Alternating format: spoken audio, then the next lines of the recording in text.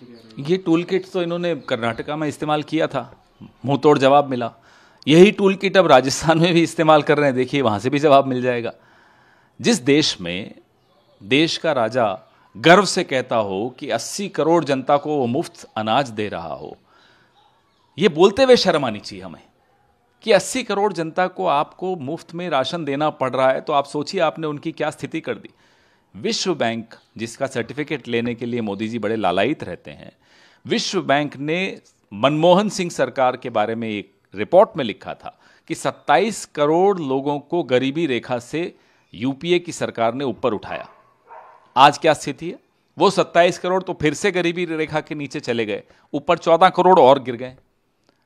ऐसे देश के प्रधानमंत्री को ये बोलने से पहले सोचना चाहिए कि उन्होंने इस देश की स्थिति क्या कर दी, बेरोजगारी की स्थिति, असंगठित क्षेत्र की स्थिति, महंगाई की स्थिति।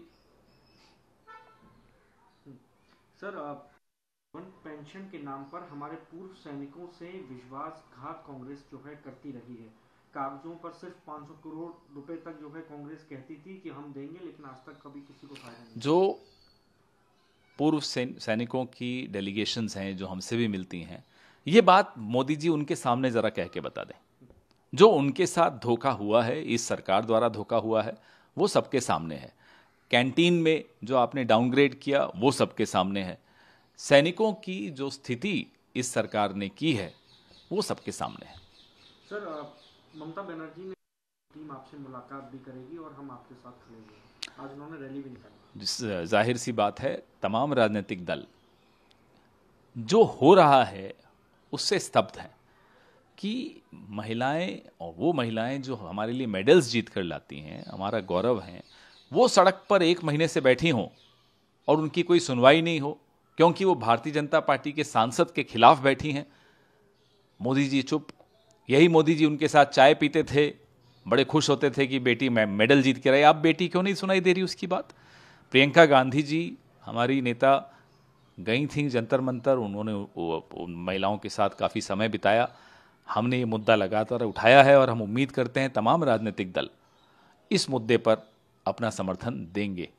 सर, आपके पास यदि कोई सबूत है तो आप उसको कोर्ट में पेश करें, और मैं अभी भी अपनी बात पर कायम हूँ। मेरे ऊपर जो आरोप लगे हैं वो गलत है। अगर सिद्ध साबित हुए तो मैं फांसी पर स्वयं लटक जाऊंगा। वो क्या कह रहे हैं वो अभी उस पर मैं टिप्पणी नहीं करूंगा। प्रधानमंत्री की चुप्पी सबको खल रही है। निर्भया के वक्त हम सरकार में थे, राहुल गांधी हों, शीला दीक्षित हों, मनमोहन सिंह जी हों, सोनिया जी हों, सब बड़ी एक सहानुभूति पूर्वक उन्होंने एक रवैया रखा, कानून में परिवर्तन किया, तुरंत कार्रवाई की। आज की सरकार शोषितों के खिलाफ और शोषकों के साथ खड़ी हुई हमेशा दिखाई देती है, वो कठुआ में हो, उन्नाव में हो, हाथरस में हो, लखीमपुर में हो, या फिर अब यहाँ जंतर मंतर वाले मामले पे हो। दिल्ली पुलिस सबूत नहीं है उनको गिरफ्तार करने के लिए। हम अगले 15 दिन में अपनी रिपोर्ट कोर्ट के सामने पेश करेंगे। आपको याद है भारत जोड़ो यात्रा के वक्त राहुल गांधी से कुछ महिलाएं मिली थी। उन महिलाओं के बारे में जानकारी लेने के लिए दिल्ली पुलिस के आला अधिकारी 2 बार राहुल गांधी के घर पे पहुंच गए। अब ये महिलाएं तो आपके सामने हैं, जंतर मंतर पे बैठी हैं, सारा लेखा जोखा लेकर बैठी हैं, किसने शोषण किया, क्या शोषण किया।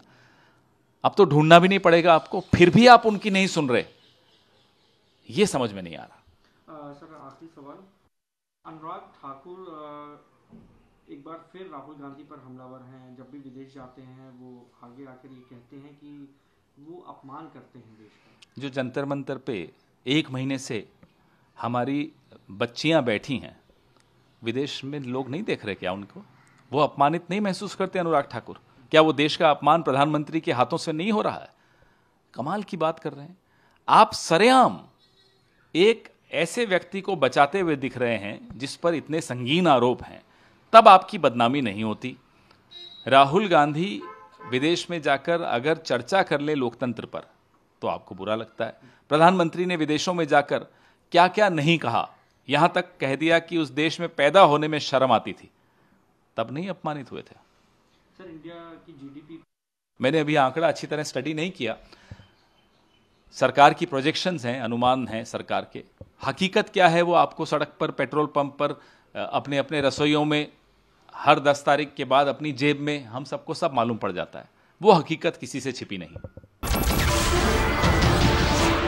नमस्कार, मैं हूं मानक गुप्ता। अगर आपको हमारा ये वीडियो पसंद आया हो तो इसे लाइक और शेयर जरूर करें, और हां, हमें सब्सक्राइब और फॉलो करना ना भूलें ताकि आप देश और दुनिया की कोई खबर मिस ना करें। तो जुड़े रहिए हमारे साथ और देखते रहिए News 24।